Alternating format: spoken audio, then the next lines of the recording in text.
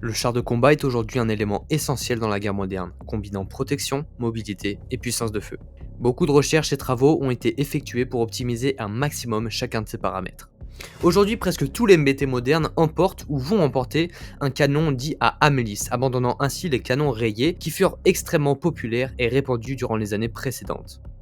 Pour tous ceux qui s'y connaissent un petit peu en armes à feu, cela peut sembler étrange. En effet, presque toutes les armes à feu fabriquées durant les 200 dernières années utilisaient un canon rayé. Donc, qu'est-ce qui ne va pas chez ces canons rayés? Qu'est-ce qu'il y a de si génial chez ces canons lisses? Et pourquoi un tel changement? Pourquoi les chars vont recommencer à utiliser une technologie considérée comme obsolète et abandonnée dans la fin des années 1800? Et quelle technologie a les meilleures performances aujourd'hui? On va le voir dans cette vidéo. N'oublie pas de t'abonner pour me montrer ton soutien.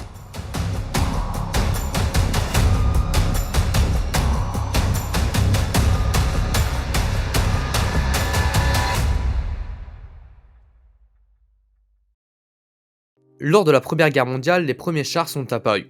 Au départ, leur mission était principalement de percer les défenses des tranchées en appui des actions d'infanterie, notamment des positions de mitrailleuses. Ils étaient aussi équipés de mitrailleuses ou de canons à explosifs de calibre modeste. Il s'agissait de pièces d'artillerie navale ou de campagne démontées de leurs affûts et montées dans des casemates sur des véhicules blindés.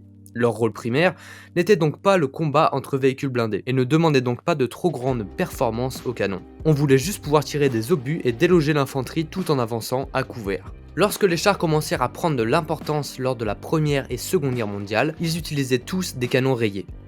En gros, l'intérieur du canon était creusé avec des rainures en spirale sur la surface intérieure. Lorsque le projectile était tiré, il s'engageait dans ces rainures, ce qui lui conférait une rotation. C'est ce qu'on appelle la stabilisation par rotation ou stabilisation gyroscopique, car lorsque la munition tourne sur elle-même, elle emprunte une trajectoire plus droite et est moins susceptible de la faire dévier. Si on tirait avec le même obus mais avec un canon lisse, on pourra remarquer une baisse significative de la précision, car l'obus ne tourne pas sur lui-même et sera donc plus susceptible de basculer ou d'infléchir sa trajectoire initiale pendant son vol. Ainsi, à l'époque, le choix du type de canon ne se posait même pas. Le canon rayé était tout simplement supérieur au canon lisse, la précision gagnée avec le canon rayé était énorme, et cela signifiait donc que vous n'étiez pas très intelligent d'essayer d'utiliser un canon lisse pour vos canons. Cependant, en 1961, les soviétiques ont révélé leur nouveau char, le T-62, armé d'un canon de 115 mm à âme lisse. Clairement, quelque chose avait bougé, et ce choix s'explique avec les munitions alors utilisées. Quelques années avant, tous les engins tiraient des obus AP, ou Armor Piercing. C'est en fait simplement une grosse balle de pistolet. Tirez-la et elle transpercera le blindage, accompagnée de beaucoup de dégâts après la pénétration du char, surtout si elle contient une charge explosive à l'intérieur, comme l'obus APHE. Cette technologie était très suffisante et même satisfaisante à souhait pour un long moment. Mais à la fin de la guerre, le blindage des engins s'était significativement amélioré et le calibre du canon nécessaire pour garder une chance de le percer avec un obus AP était devenu énorme. Donc, il fallait réfléchir à une solution réalisable. La première solution fut l'obus APDS, ou Armor Piercing Discarding Sabot. Cet obus fonctionnait en deux parties. D'abord un projectile, étroit et petit, fait d'un métal dense comme le tungstène. Un projectile plus petit signifie donc plus de vitesse, donc plus de pénétration. Mais le diamètre de cet obus ne collait plus avec le calibre du canon qui le tirait. Il fallait donc un deuxième composant, le sabot. Le sabot entourait tout le projectile et permettait au canon de le tirer comme les anciens obus.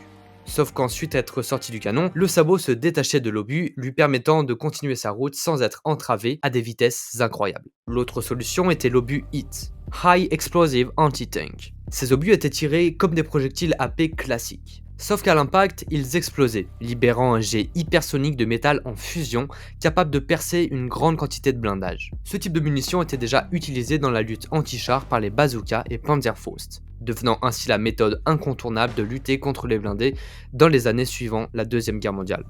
Cependant, le fait d'avoir un canon rayé limitait beaucoup l'efficacité de ces obus. Par exemple, pour l'obus APDS, plus il était long et fin, et plus la pénétration serait potentiellement élevée. Sauf qu'il nécessitait également une rotation de plus en plus rapide en fonction de sa longueur et épaisseur pour rester stable. En gros, plus le ratio longueur sur diamètre du projectile était élevé, plus sa vitesse de rotation devait être grande pour garantir sa stabilité. Les obus HIT, à l'inverse, tournaient trop vite. Cela influait sur l'efficacité de la charge explosive et de la capacité perforatrice du jet pénétrant à l'intérieur. Et c'est logique, la charge creuse essayait de concentrer l'explosion sur un petit point, un minimum étalé et le plus précis possible. Les forces de rotation agissaient à l'inverse et tendaient plutôt à disperser et pouvaient même empêcher le jet de métal de bien se former à cause notamment de la force centrifuge. En termes techniques, on dirait que c'est l'inertie de rotation qui s'oppose à la compression pyrotechnique. Un peu plus compliqué. Mais cela avait été quand même accepté malgré ce défaut majeur car même avec la rotation, cet obus permettait toujours de bons résultats contre les blindages de l'époque. La pénétration des canons de l'OTAN était encore plus que suffisante pour engager les chars soviétiques de l'époque. Mais du point de vue soviétique, justement, leurs canons rayés commençaient à avoir plus de mal face aux nouveaux chars occidentaux comme le M60 ou le Centurion, et un changement radical d'armement était nécessaire.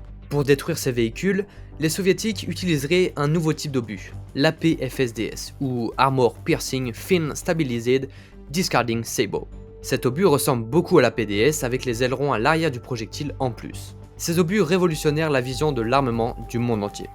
En effet, plus besoin de rotation rapide pour stabiliser les trajectoires de l'obus, étant donné que les ailerons faisaient le job à sa place. Une rotation sur ces obus serait même préjudiciable. Les ailerons de cet obus agiraient en rotation rapide comme une pagaie, fouettant l'air et augmentant ainsi les frottements de l'air sur l'obus, réduisant ainsi sa vitesse de vol et sa pénétration.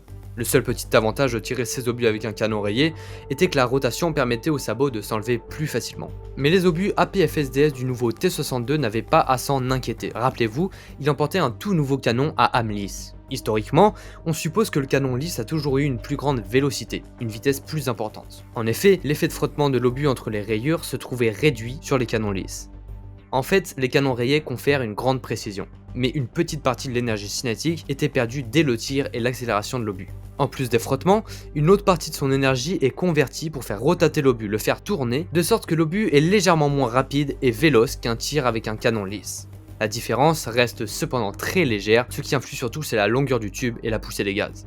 Plusieurs propositions ont été faites pour contrecarrer cet effet négatif des rayures sur les APFSDS avec plus ou moins de succès, comme le développement d'APFSDS spécialement conçus pour être tirés avec un canon rayé. Mais cet effet de rotation négatif était encore et toujours plus haut que la valeur optimale. Donc, quelle fut la solution? Enlever les rainures des canons. C'est exactement ça que les soviétiques ont fait avec leur T-62, premier char contemporain à emporter un canon à âme lisse. Les soviétiques sont partis du principe que la tâche principale d'un char de combat était de pénétrer et détruire le blindage des autres chars. Ils prévoyaient que la génération de chars suivante allait emporter un blindage toujours plus sophistiqué et épais qui nécessiterait l'utilisation d'obus eux aussi avancés comme les HIT et les premières APFSDS qui apparaissaient à l'époque. Sachant que les APFSDS ont déjà une très bonne précision grâce aux ailettes, le fait d'avoir ce petit boost de vitesse et de pénétration rendait les canons à âme lisse soviétiques incroyablement effrayants pour les pays concurrents à l'époque. Les années qui suivirent l'introduction du fameux T-62 virent effectivement l'adoption et la généralisation du blindage composite à travers le monde, nécessitant donc l'amélioration des obus et donc le passage général à l'APFSDS.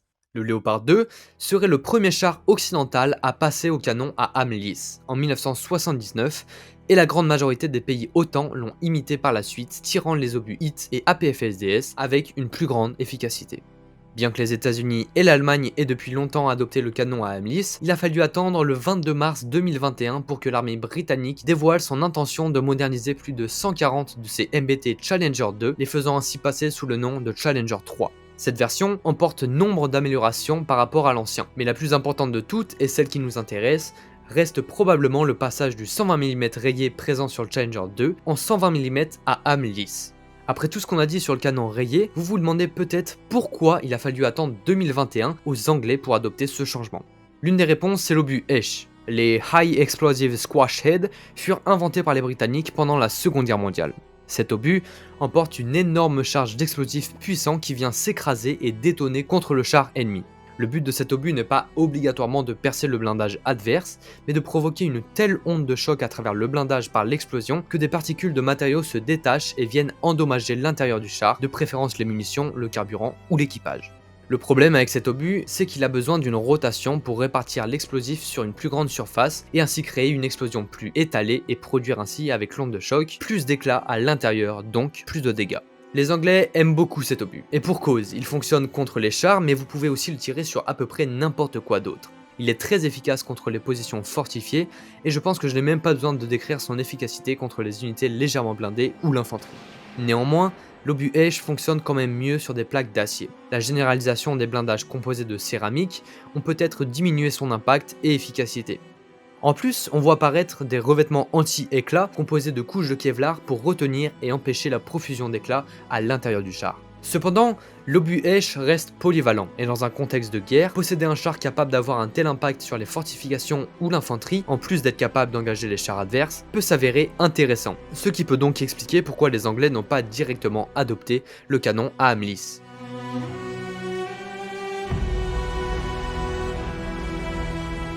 Ce changement est principalement motivé par l'aspect standardisation avec l'OTAN pour la gamme de disponibilité de munitions, pas forcément donc à cause des baisses de performance de l'obus H. Mais il y a aussi d'autres avantages à utiliser les canons à âme lisse. Premièrement, ils ont une durée de vie plus longue que les canons rayés.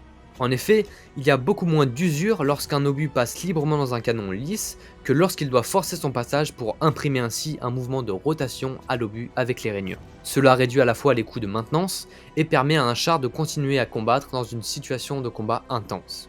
On peut noter aussi un usinage moins coûteux et plus facile du canon. Le deuxième avantage concerne surtout les chars de conception russe ou chinoise.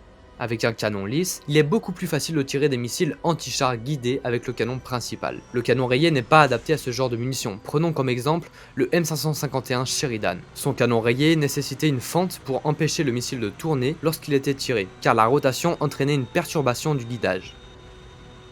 En résultat, le canon s'usait très rapidement et on ne tirait pas toutes les performances de la munition en utilisant ce canon rayé. Il existe encore d'autres munitions disponibles pour le 120 mm lisse qui ne peuvent pas être tirées avec le 120 mm du Challenger 2 par exemple, comme les obus antipersonnels. Donc, pour finir, les canons rayés sont parfaits pour les projectiles stabilisés par rotation et leur confèrent une grande précision, donc les obus AP, HE ou HE. A l'inverse, les canons lisses sont très efficaces pour tirer avec une vélocité très légèrement accrue les obus stabilisés par eux-mêmes, comme les APFSDS et ITFS. Ces deux types d'armements ont des avantages et inconvénients, mais dans le monde moderne, en particulier pour les combats entre chars, il semblerait que les canons à âme lisse soient les favoris du moment. Merci beaucoup d'avoir regardé, abonnez-vous pour me soutenir et n'oubliez pas la cloche des notifications.